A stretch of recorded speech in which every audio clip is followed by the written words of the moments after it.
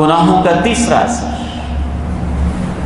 اولاد پر ہوتا ہے، بیٹوں پر ہوتا ہے، بیٹیوں پر ہوتا ہے، پوتوں پر ہوتا ہے، نواسوں پر ہوتا ہے، نسلوں پر ہوتا ہے، بعض دفعہ خاندانوں پر ہوتا ہے، پوری کی پوری فیملیز پر ہوتا ہے۔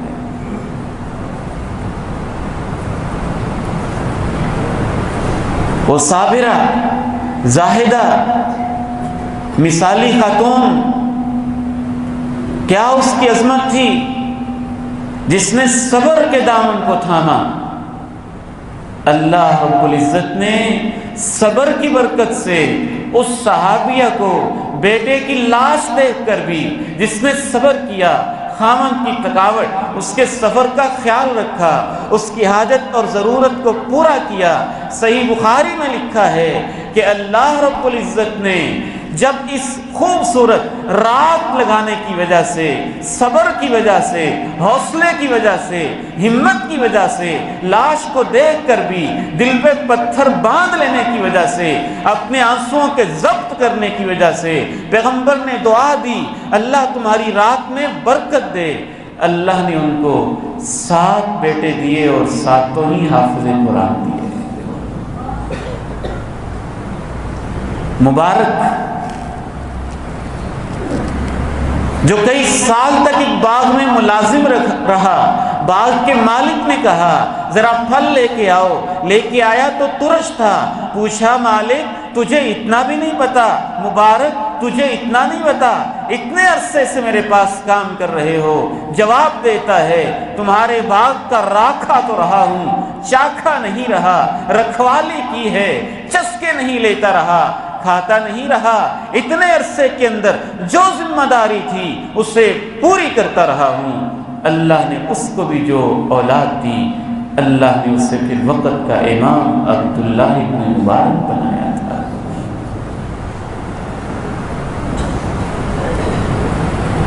اولاد پر اثر ہوتا ہے۔ سلف صالحین کہتے تھے بیٹے میں کبھی کبھی تیری خاطر سجدے لمبے کرتا ہوں کہ جتنے لمبے سجدے میرے ہوں گے اتنی اللہ تیری حفاظتیں کرے گا۔ والد گرامی رحمہ اللہ کے پاس ایک مہمان آئے، شاگرد تھا، اللہ نے اس کو بڑی عزت دی تھی، خدمت کی، تواضع کی، بیٹھے بیٹھے کہنے لگے اور تو کیا سمجھتا ہے؟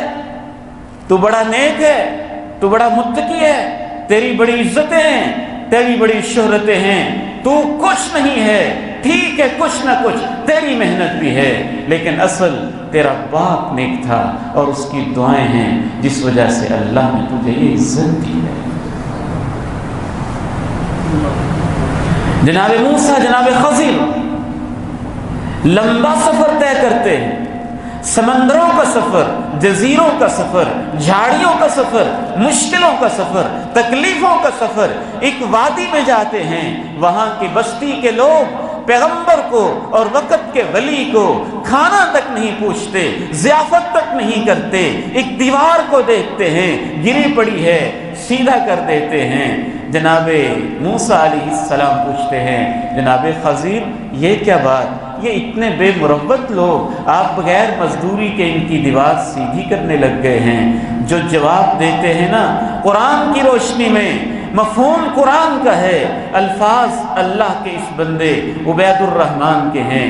جناب خضر جواب دیتے ہیں موسیٰ وقت کے نبی اور ولی کو ایک لمبا سفر اللہ نے اس لیے بھی کروایا ہے کہ اس دیوار کے نیچے بچوں کا خزانہ باپ چھپا کے چلا گیا تھا، باپ نیک تھا، اللہ نے نبی اور ولی کو بھیجا ہے کہ دیوار چن لو، بچوں کو خزانہ مل جائے گا۔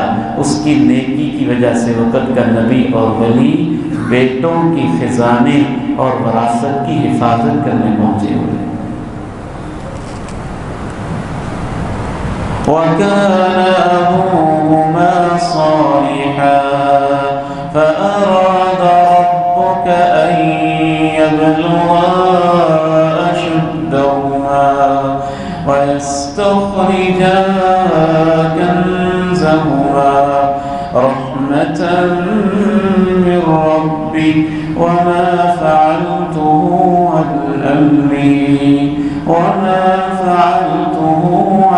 أمري ذلك تأويل ما لم تسطع عليه صبرا.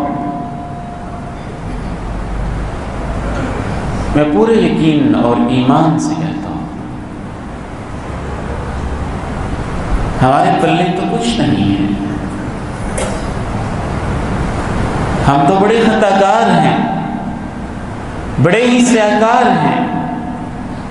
جو کچھ اللہ اس گناہگار زبان سے الفاظ کہلوا دیتا ہے، قرآن جاری کر دیتا ہے، منبر پہ کھڑا کر دیتا ہے، میرا ایمان اور یقین ہے اس کے پیچھے ماں باپ کی دعائیں، ان کی نیکی اور ان کا تقوی ایک بنیادی وجہ ہے.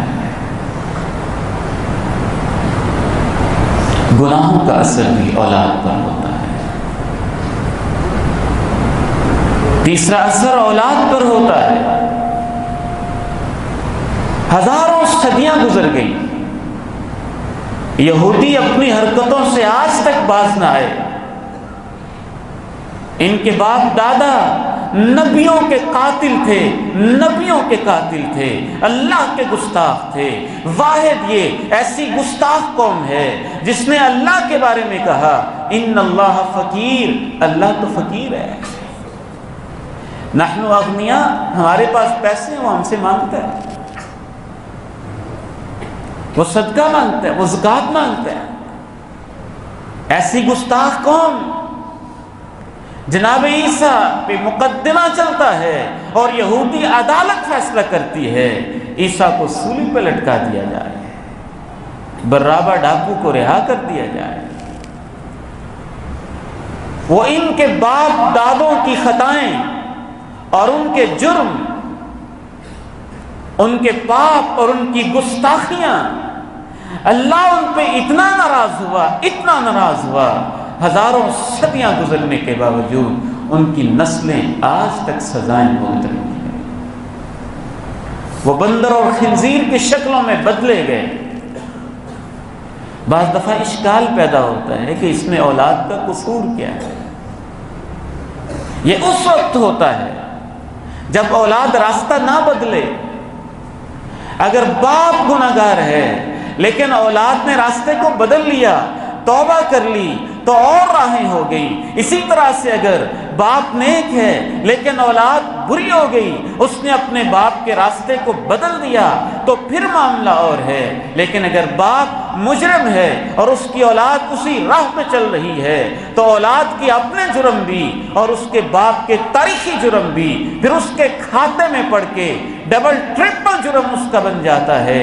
اگر انسان خود نیکی کی راہ پہ، ماں باپ بھی نیک ہوں تو اس کو دوہری برکتیں نصیب ہو جاتی ہیں. امام ابن قیم الجوزیہ رحمہ اللہ فرماتے ہیں اللہ نے نبیوں میں سے ایک نبی کی طرف وحی بھیجی، اپنی قوم کو جمع کر کے بتا دو اذا اطعت رضیت واذا رضیت رحمت ورحمتی تبلغ السابع من البلد. جب میری اطاعت کی جائے میں راضی ہو جاتا ہوں، جب میں راضی ہو جاتا ہوں میں رحمت بھیجتا ہوں، جب میں رحمت بھیجتا ہوں تو میری رحمت 7ویں نسل پہ بھی اثر کر جاتی ہے، اور جب میری نافرمانی کی جائے تو میں ناراض ہوتا ہوں. وَإِذَا غَضِبْتُ لَعَنْتُ، جب میں ناراض ہوتا ہوں پھر میں لعنت کرتا ہوں. وَلَعْنَتِي تَبْلُغُ السَّابِعَ مِنَ الْوَلَدِ، اور میری لعنت بھی بعض دفعہ 7ویں نسل تک اثر کر جاتی ہے.